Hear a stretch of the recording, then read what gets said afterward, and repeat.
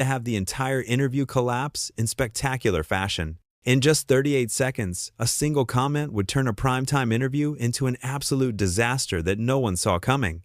Anderson Cooper has built his career on asking the tough questions. For decades, he's sat across from world leaders, celebrities, and controversial figures, always maintaining his composure, always staying professional. His reputation is spotless. He's the kind of journalist who can make anyone feel comfortable while still getting to the truth. So when Prince Harry agreed to appear on 60 Minutes, everyone expected a compelling conversation. What they got instead was something nobody could have predicted. The interview started normally enough. The studio lights were bright, the cameras were rolling, and Anderson opened with his trademark calm demeanor. He welcomed Prince Harry to the show, thanking him for taking the time to sit down for what was supposed to be an in-depth conversation about his life, his family, and his future. Prince Harry settled into his chair with an air of confidence that bordered on arrogance. From the very first moment, there was something different about his energy. He wasn't the reserved, thoughtful person many had seen in previous interviews. There was an edge to him, a sharpness that felt almost aggressive. Anderson started with a simple question. You've been very open about your struggles with the media over the years. Can you talk about how that's affected your relationships? Prince Harry leaned back, a smirk playing at the corners of his mouth. Well, Anderson, I think the real question is why the media feels entitled to every aspect of my life. You're part of that machine, aren't you? The comment hung in the air for a moment. Anderson, ever the professional, smiled politely and redirected. I think what we're trying to do here is give you a platform to share your perspective. That's why you're here, isn't it? Is it? Prince Harry shot back. Or is this just another opportunity for you to boost your ratings by getting me to say something controversial? Anderson maintained his composure, his voice steady and measured. I can assure you, that's not my intention. I'm here to listen to your story, but I do have to ask the questions that people want answers to. That's my job, Prince Harry laughed, but there was no warmth in it. Your job, right, and my job is to sit here and perform for the cameras like some kind of trained animal? The tension in the studio was palpable now. The crew members behind the cameras exchanged nervous glances. This wasn't going according to plan. Anderson pressed forward, trying to steer the conversation back on track.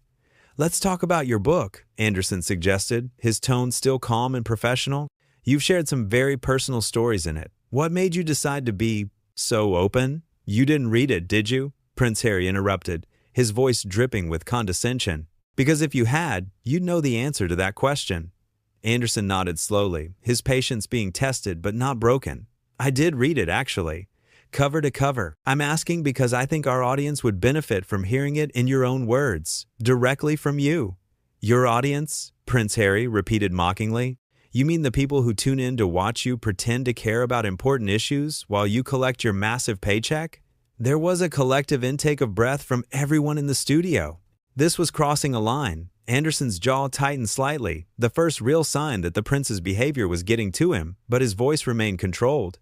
I'm not sure what you're trying to accomplish here, Anderson said carefully, but I think we should focus on why you agreed to do this interview.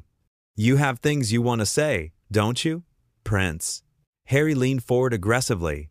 What I want is to not be interrogated by someone who thinks he's morally superior just because he wears a nice suit and reads from a teleprompter. I don't use a teleprompter for interviews, Anderson replied, his voice taking on a slightly firmer edge. And I'm not interrogating you. I'm asking you questions.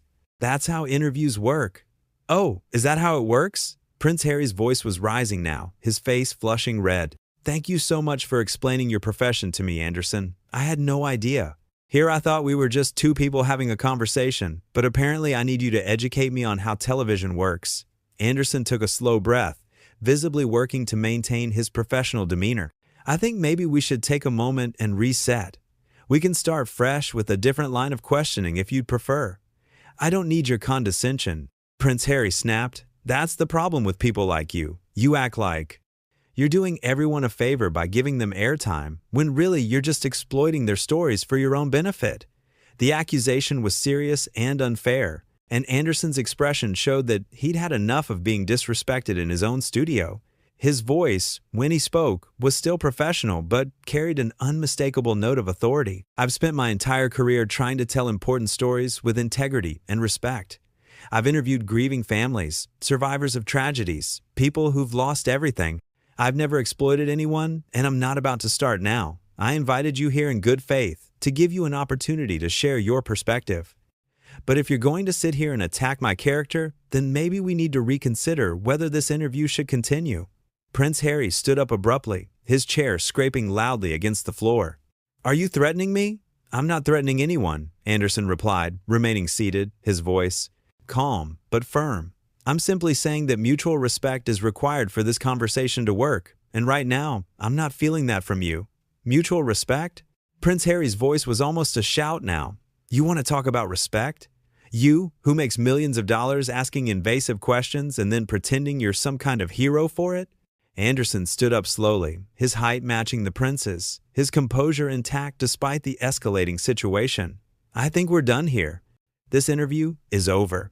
"You can't just end the interview," Prince Harry protested, his entitlement showing through every word.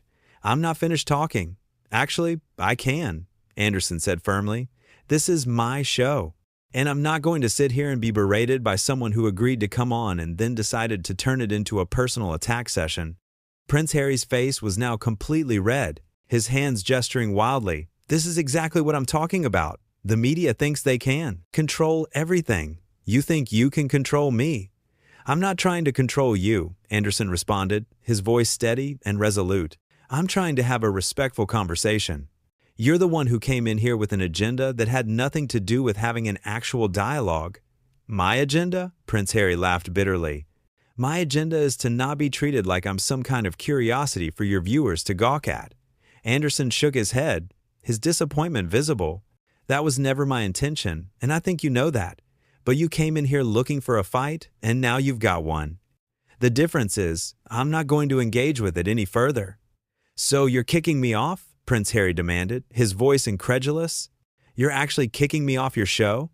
"You've made it impossible to continue," Anderson replied.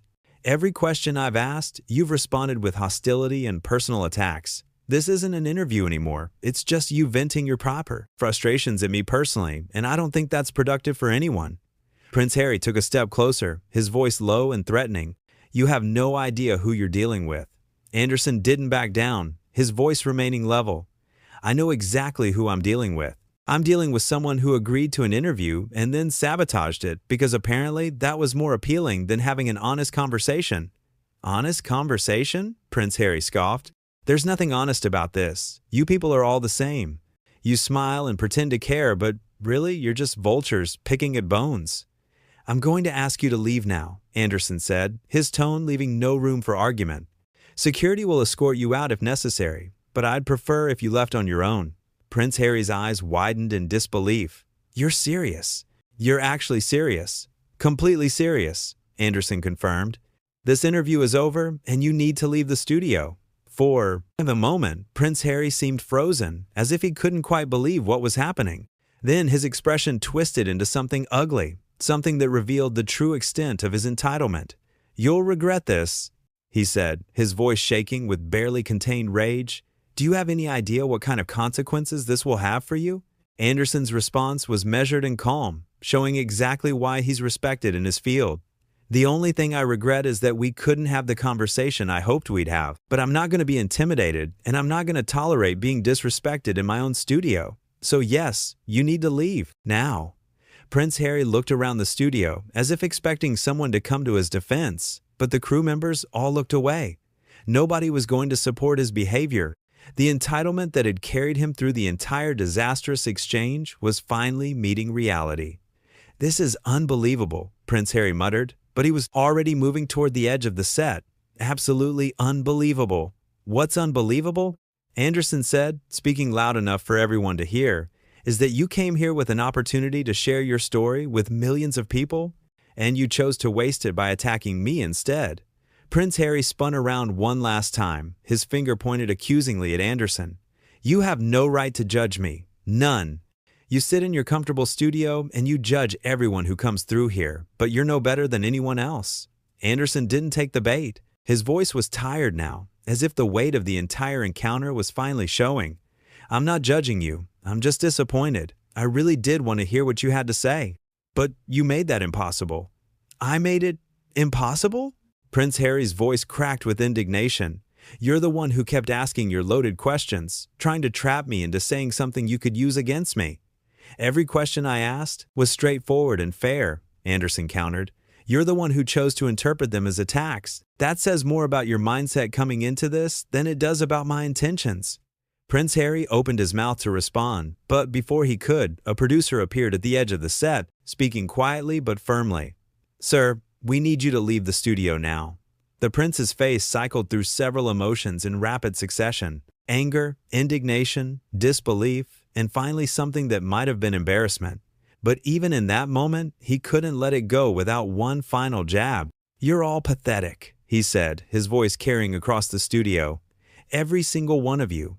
You think you're so important because you work in television, but you're just puppets, all of you, especially you, Anderson. You're the biggest puppet of them all. Anderson didn't respond. He simply stood there, his arms crossed, his expression neutral, waiting for the prince to finally leave. The silence was deafening, broken only by the sound of Prince Harry's footsteps as he stormed off the set. The heavy studio door slammed shut behind him, the sound echoing through the space. For several long seconds, nobody moved, nobody spoke. The crew members stood frozen, processing what they'd just witnessed. Anderson remained standing in the middle of the set, his posture still professional despite everything that had just happened. Finally, one of the producers approached him cautiously. Anderson, are you okay? He nodded slowly, uncrossing his arms. I'm fine. That was unfortunate, but it was necessary. We got all of it on camera, the producer said quietly. Everything from the moment things started going sideways. Anderson thought for a moment, then shook his head. We're not airing it. None of it. The producer looked surprised. But Anderson, this is huge. People will want to see what happened.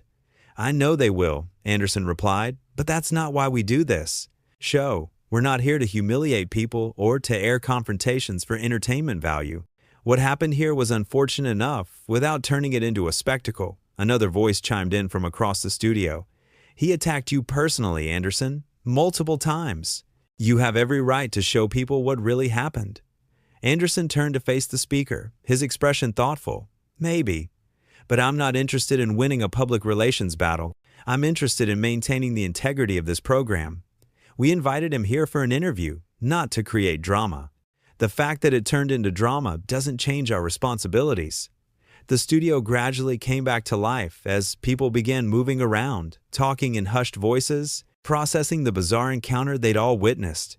Anderson walked back to his chair, sat down heavily, and let out a long breath. The weight of what had just transpired was evident in his posture, but his resolve remained firm. A production assistant approached with a bottle of water, which Anderson accepted gratefully. He took a long drink, then looked around at his team, all of whom were watching him with a mixture of concern and admiration. I want everyone to know, he said, his voice carrying clearly, that what happened here today was not anyone's fault except mine for thinking we could have a productive conversation. I take full responsibility for how this turned out.